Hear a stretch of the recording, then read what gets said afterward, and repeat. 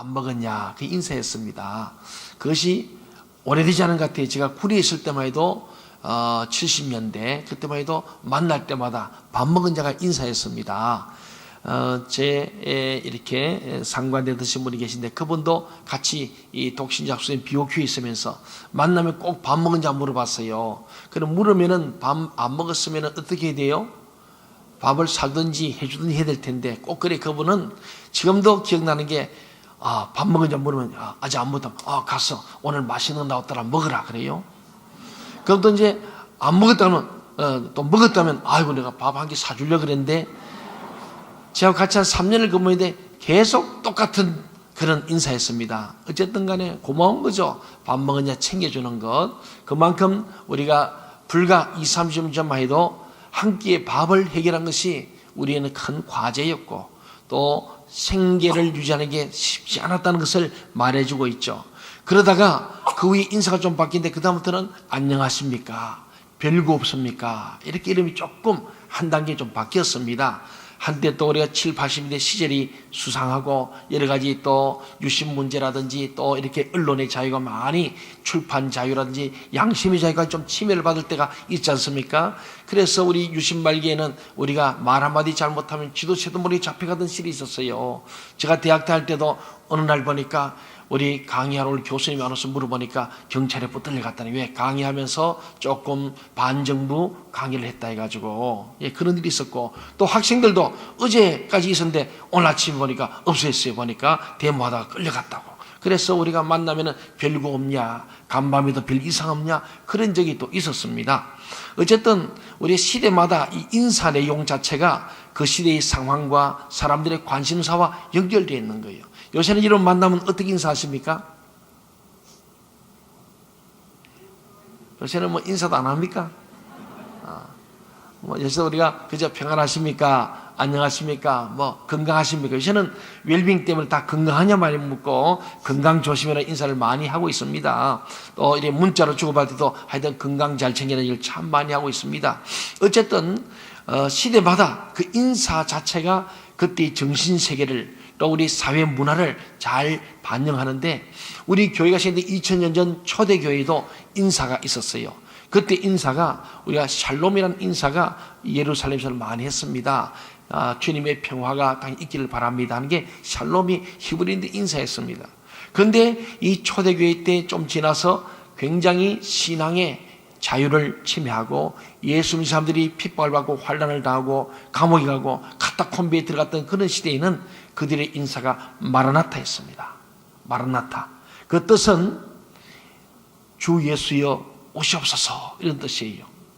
우리 일제시대 때나 아마도 우리 한국전쟁 상황에서도 많이 그랬습니다. 특별히 일제 말기에 우리의 신앙이 있습니다. 신사참배 때문에 어려울 때 신사참배도 감옥에 가고 순교하던 그 시대에 우리 성도의 마음속에 마라나타의 신앙이 있습니다. 아멘 주 예수여 어서 오시옵소서. 우리가 요한계시록 21장 끝에 보면은 사도 요한이 그렇게 말합니다. 아멘 주 예수여 오시옵소서. 우리 좀 더 강조해서 어서 오십시오. 왜냐하면 너무 고통스러우니 빨리 주님 오심으로 이 모든 고난이 끝나기를 원하는 마음으로 그렇게 인사했던 내용입니다. 오늘 우리 제목을 제가 마라나타라 그랬습니다마는 오늘 이것은 주님 오심을 대망하는 사람들, 주님이 우리에게 오셔서 우리를 구원해 주시고 우리를 주님의 나라에 이르기를 원하는 그런 마음, 더 나아가서 이 땅에 하나님의 나라가 이루어지도록 주님이 이 땅에 오셔서 우리에게 하나님의 평강을 주시고 전쟁도 그치게 하시고 희건도 그치게 하시고 모든 우리의 갈등도 해소되기를 원하는 마음으로 주님 오시기를 고대하는 마음이 마라나타라는 이 바로 히브리어 표현 속에 들어 있습니다.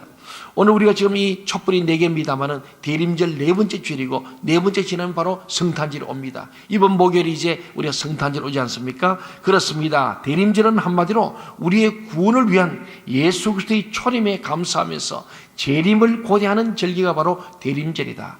주님이 강림하신다 해서 강림자를 따라서 대강절, 기다릴 대자, 기다리고 고대한다는 대자와 더불어서 강림에 따라서 대강제라고도 말하기도 하고 림자를 따라서 대림제라고 말합니다. 요새는 하나님의 임재를 많이 우리가 하기 때문에 대림제라는 말로 좀 더 많이 쓰는 것 같습니다. 어쨌든 대강절, 대림절, 주님의 강림, 주님이 내려오신다는 거죠. 오셔서 초림 때에는 우리의 구원을 이루어 주셨고 재림 때는 우리를 다시 심판주로 오시는 것이 바로 성경의 역사고 약속의 말씀입니다.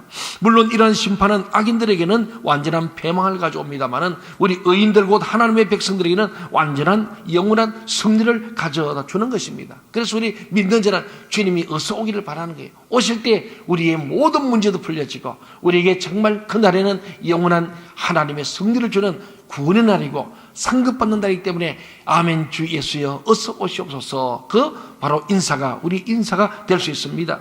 그래서 대림절은 성도들의 소망의 절기라 일컬어지기도 합니다.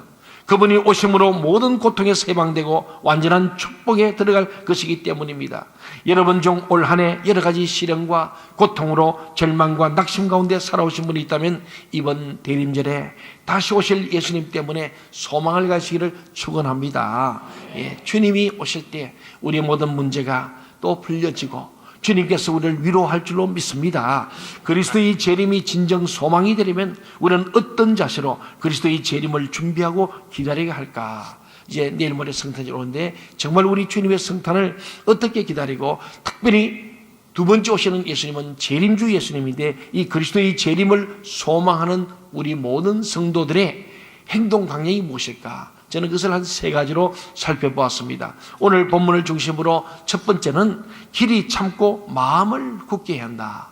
주님의 재림을 기다리는 이 시대의 마지막 시대에 우리 성도들은 길이 참고 마음을 굳게 해야 될 줄로 믿습니다. 오늘 본문 우리 야고보서 5장 7절과 8절 말씀을 우리 함께 눈으로 읽으면서 우리 한번 말씀을 같이 묵상해 보겠습니다. 7절 8절 시작. 그러므로 형제들아 주께서 강림하시기까지 길이 참으라. 보라 농부가 땅에서 나는 귀한 열매를 바라고 길이 참아 이른 비와 늦은 비를 기다리나니 너희도 길이 참고 마음을 굳게 하여 주의 강림이 가까우니라. 아멘. 여기서 야고보 선생은 주님께서 강림하실 것 곧 재림하실 것을 언급하면서 가장 먼저 길이 참으라 이 말을 오늘 두 절에 세 번씩 얘기합니다. 주께서 강림하시기까지 길이 참아라. 주님 오는 그날까지, 오시는 그날까지 길이 끝까지 참아야 한다. 그래 말씀하시면서 농부가 귀한 열매를 바라보고 이 땅의 것을 위해서도 길이 참고 끝까지 가을을 기다리지 않느냐. 더 나가서 주님의 강림이 점점 가까운데 너희도 길이 참고 마음을 굳건하게 하라. 왜? 주님의 강림이 가깝다. 다시 오실 주님이 점점 우리에 가까이 오기 때문에 더욱더 우리는 길이 참고 끝까지 참고 마음을 굳건히 하면서 마침내 주님 앞에서 승리하기를 원하시는 것이 오늘 야고보 사도의 우리 향하는 권면의 말씀인 줄 믿습니다. 그렇습니다. 사랑하는 여러분, 우리가 보면은 이 땅에서 믿음으로 인해 야고보 선생님은 믿음 때문에 당하는 많은 시련과 고난을 길이 참으라고 권면하는 거예요. 예수님 때문에 믿음으로 살려고, 바르게 살려고, 하나님 뜻대로 살려고 우리가 받는 고난이 있습니다. 오늘 주일을 이렇게 성수한다는 거, 여러분이 뭐 세상에 할 일이 많을 거예요. 결혼식도 가봐야 되고, 이렇게 좋은데 스키도 좀 타러 가고, 뭐 할 일이 많을 겁니다. 그런데 불구하고 그 모든 것을 접어두고 오늘 하나님 앞에 주일은 주님과 함께 날 줄 알고 주님 앞에 우리가 예배하는 저와 여러분, 또 오늘도 우리 오케스트라로, 오늘도 우리 찬양대로 봉사하기 위해서 일찍 와서 또 준비하고 또 끝난 뒤에 또 준비하고, 어쩌면 주일날 하루 쉬는 날 교회 안에서 헌신하사 1부 때부터 와서 2부 3부에 유치부에서 영화부에서 또 아동부 청소년부에 교사로 또 수고하는 분들이 많이 있습니다.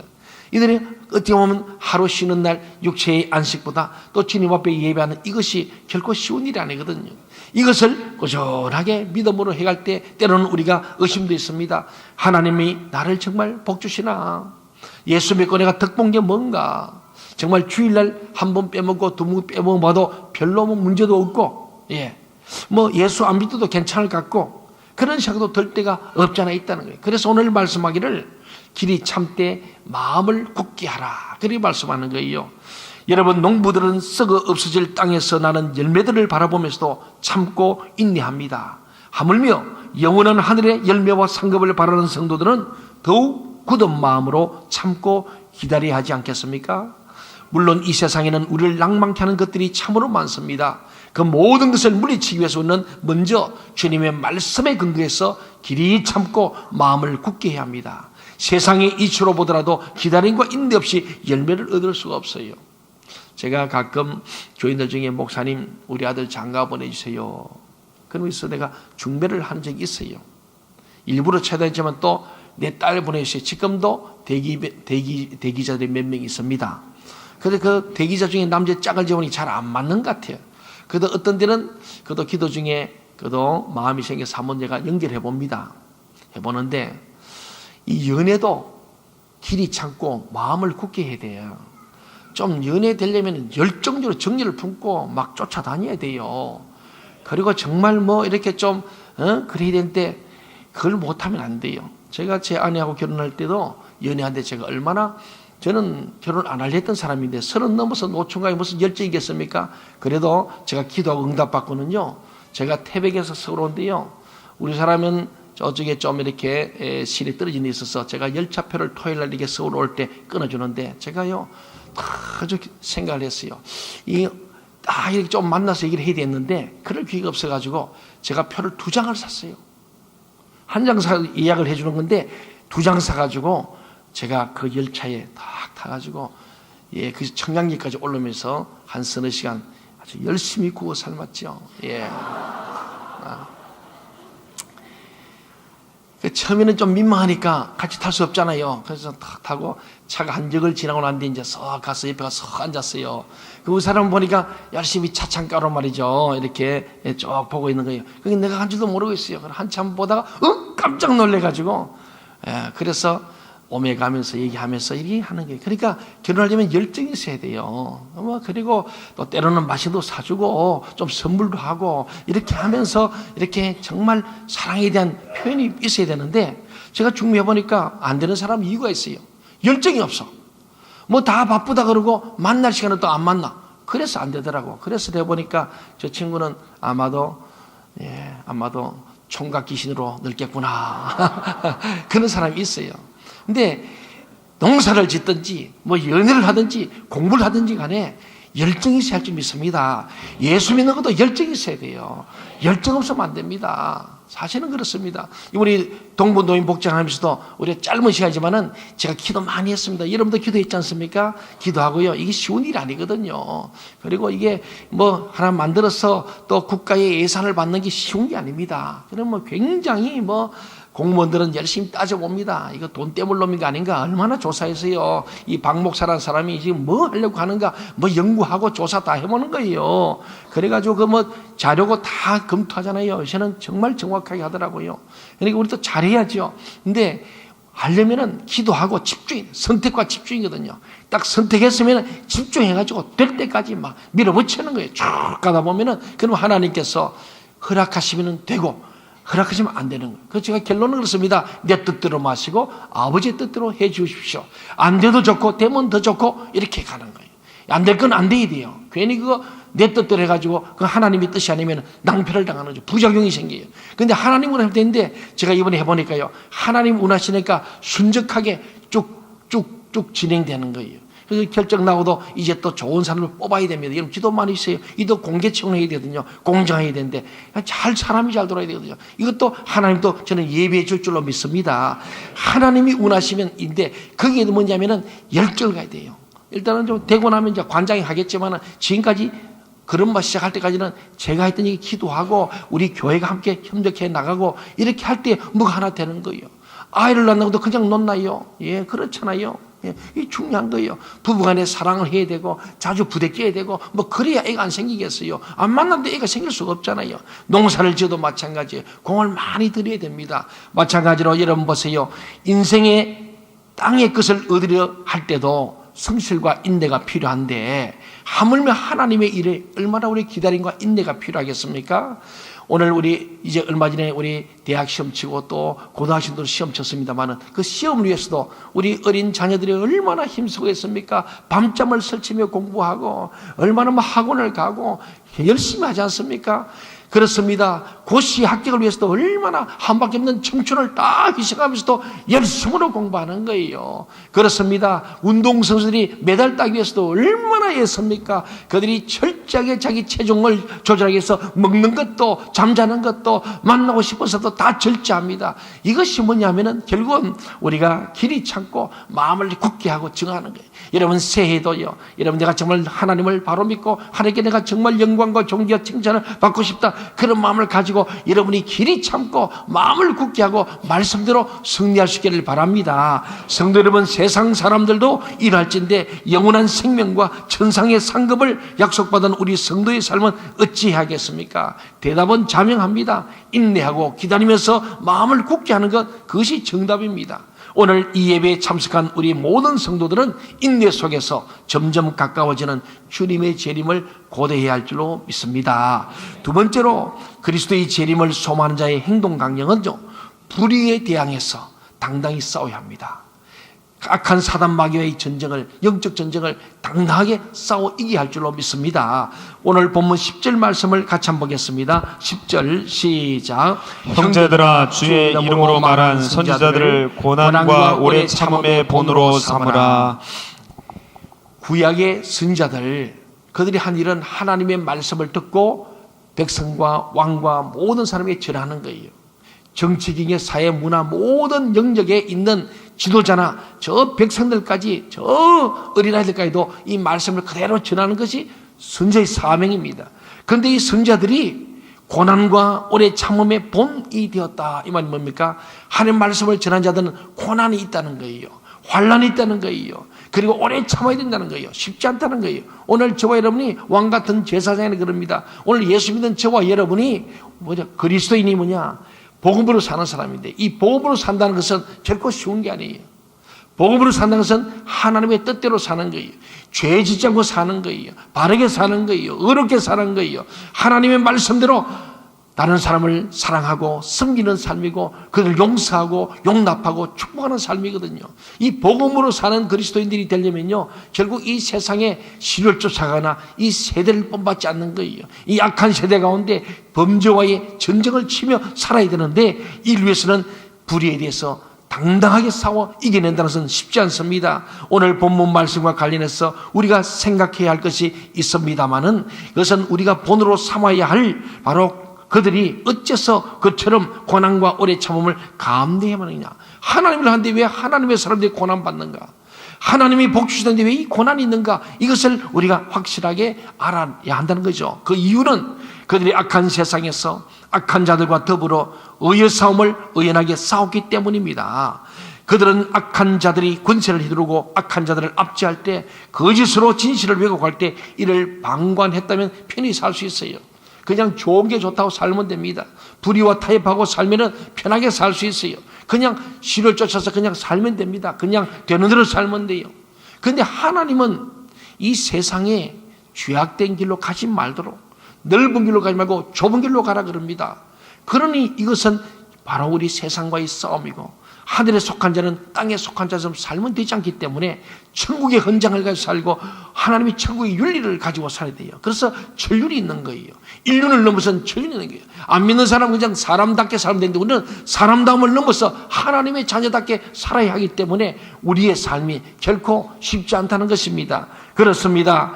여러분, 오늘 우리가 살아가는 이 세상은 어떻습니까? 우리가 사는 이 세상을 보면 참으로 어처구니 없는 일들이 비일비재합니다. 최근에 땅콩 회항 때문에 말들이 많습니다만은, 우리 사회가 있는 자들, 간 자들, 힘자들이 오늘 횡포도 많습니다. 또 그런가 하면 소수자들이 또 소설의 횡포도 있습니다. 이 여러 가지 우리 세상이 참으로 여러 가지 어처구니 없는 일이 비일비재한데, 과거 선지자들이 주의 이름으로 고난을 당할 때처럼 어둠과 혼돈이 세상을 지배하는 듯 합니다.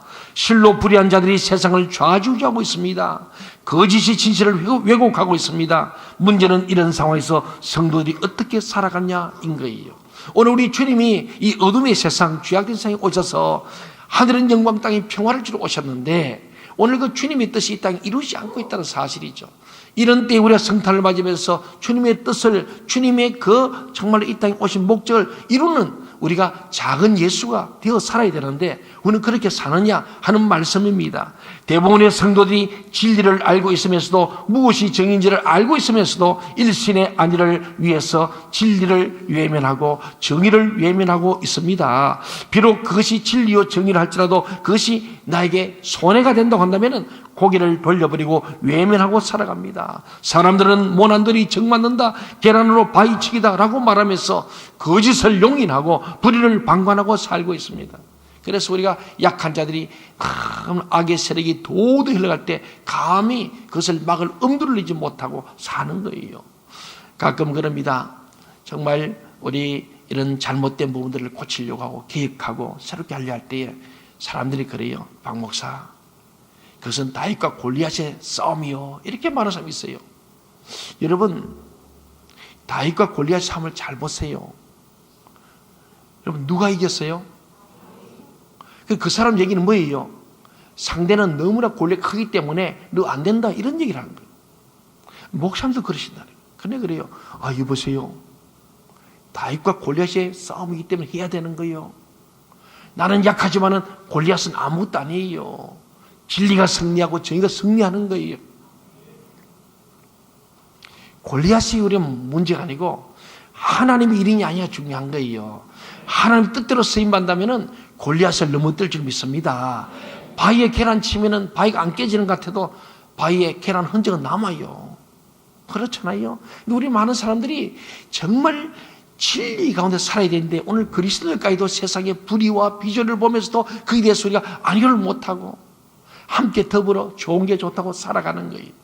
오늘 많은 그리스도인들이 오늘 이 예배 시간에 죄를 지적하고 책망하고 바르게 하고 의로 교육하는 말씀을 듣고 싶어 하지 아니한다는 거예요.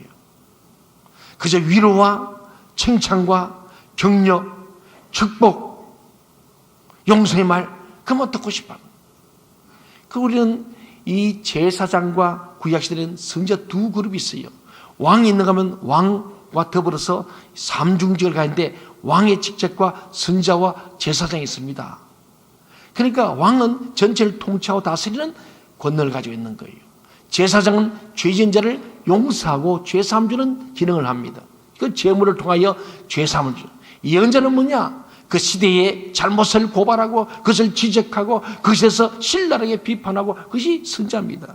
오늘 우리 그리스도인들은 예수님의 상중직을 가진 그리스도인들입니다. 복음으로 산다는 게 뭡니까? 왕같은 제사장이라는 것은 거기에는 정말로 이 세상이 바르게 가도록 우리가 바로 잡아줄 역할이 있는 거예요. 여러분이 속한 가정, 여러분이 속한 직장, 여러분의 공동체 속에서도 왕적인 우리의 사명은 잘 통치하는 거예요. 하나님의 뜻이 이 땅에 이르도록 통치대로 하는 것이 왕적인 사명이고, 제사장의 사명은 잘못한 사람을 용서하고 그들을 죄사함을 주는 이 용서와 사죄의 은총이 있는 것이 제사장의 사명이고, 선지자의 사명은 잘못된 것을 잘못되었다고 우리가 얘기하는 것이 선지자, 예언자의 사명이에요. 이 세 가지를 함께 하는 것이 그리스도인 복음으로 사는 거예요. 이 성탄절에 우리는 정말 주님 앞에서 주님 말씀에 근거해서 우리가 정말 불의와 당당히 싸울 수 있는 그런 진리의 사람이 되어야 할 줄 믿습니다.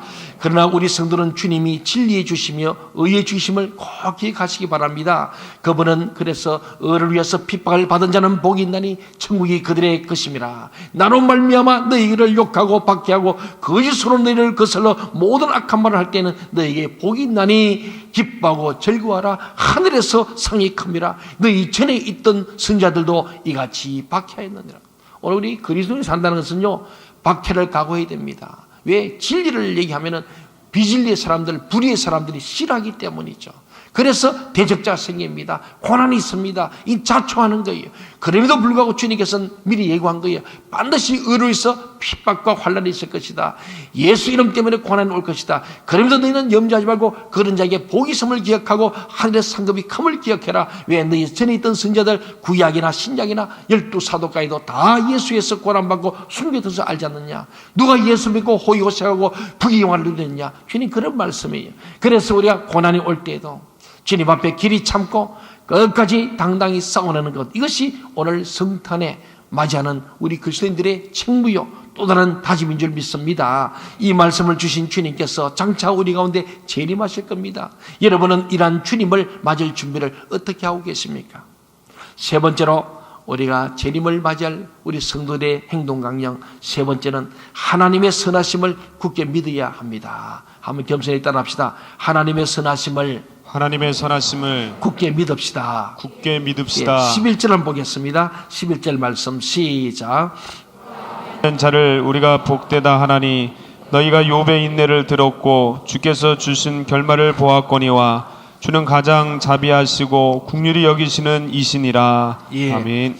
욥기 42장 10절부터 17절에 언급된 대로 욥은 그의 인내로 처음보다 2배의 축복을 누리게 되었다는 사실을 상기시키는 그런 내용입니다. 그런데 우리가 여기서 또 하나 주목할 것은 야고보는 이러한 인내와 축복에 대해 언급하면서 단지 인내했던 욥뿐 아니라 결국 그러한 인내와 축복을 인도하신 하나님께 초점을 맞추고 있다는 사실입니다.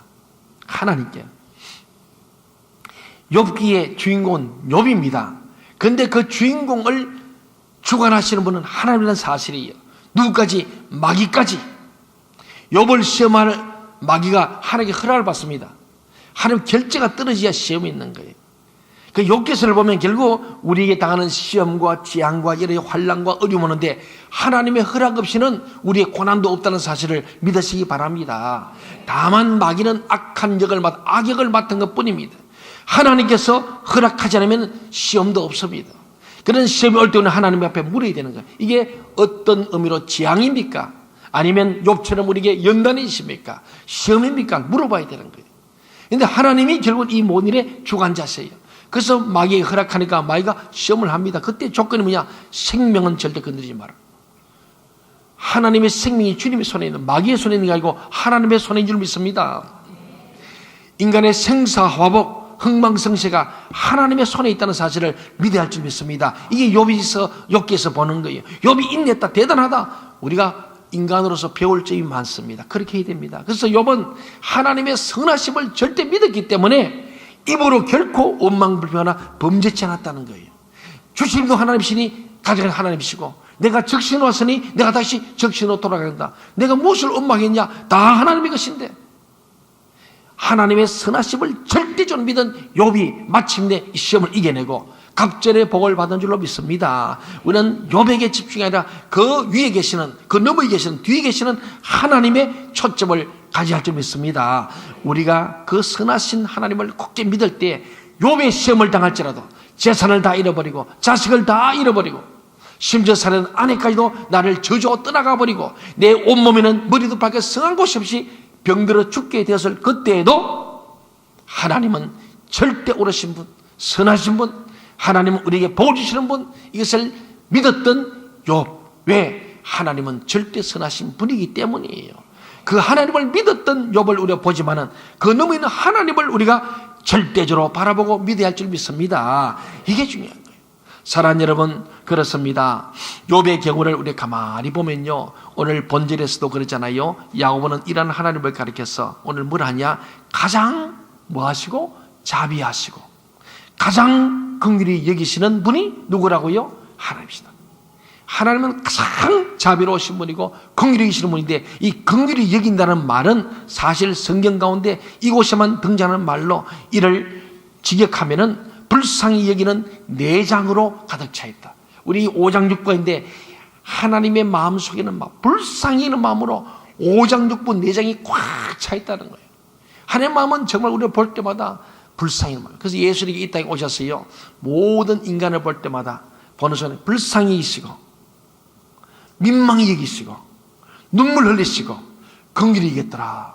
사복음서 주님은 병자든지 모든 고통을 볼 때마다 앞에 서술어 그렇습니다. 우리 주님이 불쌍히 여겼다는 거예요. 그리고 민망히 여겼다는 거예요. 너무나 안타까웠어. 믿음 없는 것을 민망히 여기시고 하나님 믿지 않는 걸 보고 민망히 여기시고 심지어 눈물 흘리시고 결론은 긍휼히 여겼더라. 그들을 하나님께서 긍휼로 덮어주시고 사랑해 주셨다는 겁니다. 우리 하나님 아버지의 마음에 내장은 꽉 물어찼느냐? 긍휼로 가득 차 있다는 거예요. 사랑하는 여러분, 이 하나님을 욥은 알게 되었고 우리도 알아야 할 줄 믿습니다. 그렇습니다. 우리 하나님은 그 중심부터 자비와 사랑이 많을 수밖에 없는 분임을 강조하는 표현이 긍휼이 많은 분이다. 가장 자비하시고 긍휼히 여기시는 분이라고 표현한 겁니다. 이러한 하나님의 자비와 사랑은 욥의 경우를 통해서 보듯이 고난 중에 참고 인내하는 자를 결국 넘치는 축복으로 인도하신다는 말씀이에요. 그러면 마침내 주시는 하나님의 은혜입니다. 그 과정에서는 고난과 연단이 있다는 사실이에요.